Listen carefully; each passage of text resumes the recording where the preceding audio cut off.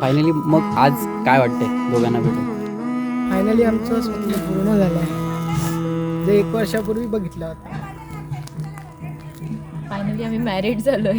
एक एक स्वप्न आले घेऊन लाख स्वप्ने,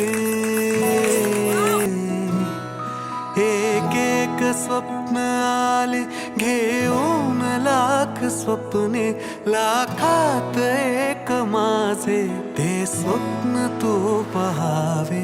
नाते असेल तर मग नाते असे असावे, माझ्या तुझ्यात काही माझे तुझे नसावे.